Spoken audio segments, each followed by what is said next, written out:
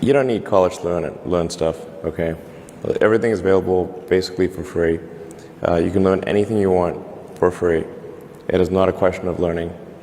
There is a value that colleges have, which is like, seeing whether can somebody work hard at something, including a bunch of sort of annoying homework assignments, and still do their homework assignments and kind of soldier through and get it done. That's like the main value of college. And then also, if you probably want to hang around with a bunch of people your own age for a while instead of going right into the workforce.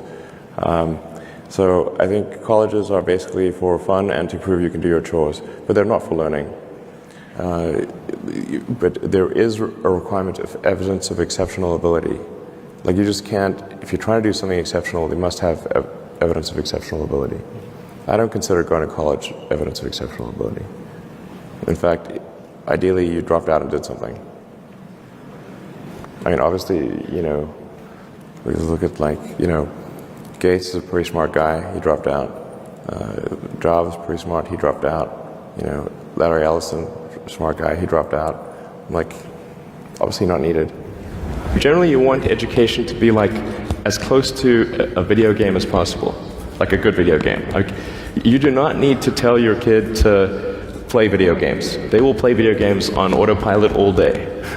So if you can make it interactive and engaging, then you can make education far more compelling and far easier to do. So you really want to disconnect the whole grade level thing from the subjects. Allow people to progress at the fastest pace that they can or are interested in each subject. It seems like a really obvious thing. I think most teaching today is a lot like vaudeville, where and as a result, it's just not that compelling. It's like somebody standing up there and lecturing to you, and they've done the same lecture several years in a row. They're not necessarily all that engaged or in doing it. Do you agree with Peter Thiel about the unnecessariness of university, higher education? A university education is often unnecessary. That's not to say it's unnecessary for all people, but I think you probably learn about as much, or the vast majority of what you're going to learn there in the first 2 years, and most of it is from your classmates. Now for a lot of companies, they do want to see the completion of the degree, because they're looking for someone who's going to persevere and see it through to the end, and that's actually what's important to them. So it really depends on what somebody's goal is. If the goal is to start a company, I would say no point in finishing college.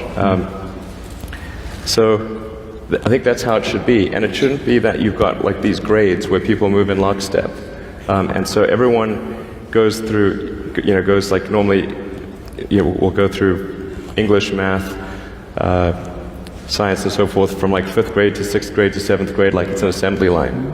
But people are not objects on an assembly line. That's a ridiculous notion. Sure. So how would you educate your 5 boys? Actually, I created a little school. Yeah. What kind of school? Could you describe to us? Sure. It's small. It's only got 14 kids now, and it'll have 20 kids in September. It's called Ad Astra, which means to the stars. That's maybe a bit different from most other schools, is that there aren't any grades. There's no not grade 1, grade 2, grade 3 type of thing. And making all the children go in the same grade at the same time, like an assembly line. I know. Because some people love English or languages, some people love math, some people love music, and they have different abilities at different times. It makes more sense to cater the education to match their aptitudes and abilities. So I think that's one principle.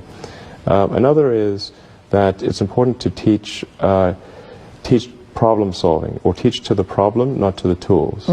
So this would be like, let's say you're trying to teach people about how engines work, or you could start by a more traditional approach would be to say, well, we're going to teach you all about screwdrivers and wrenches, and you're going to have a course on screwdrivers, a course on wrenches, and all these things. And this is a very difficult way to do it. A much better way would be like, here's the engine. Now let's take it apart. How are we going to take it apart? Oh, you need a screwdriver. That's what the screwdriver is for. You need a wrench. That's what the wrench is for. And then a very important thing happens, which is that the relevance of the tools becomes apparent. It seems to be going pretty well. I mean, the kids really love going to school. I think that's a good sign. You know, I mean, I hated going to school when I was a kid. It was torture. So the fact that they actually think vacations are too long, like they want to go back to school. Wow. Yeah, exactly. That's weird. I know.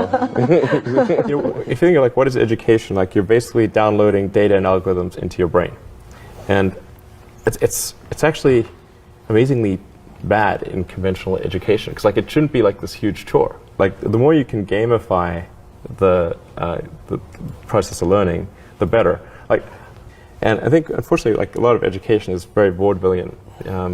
You've got you know, someone standing up there kind of lecturing at people, and they've done the same lecture 20 years in a row, and they're not very excited about it, and that lack of enthusiasm, you know, is conveyed to the students.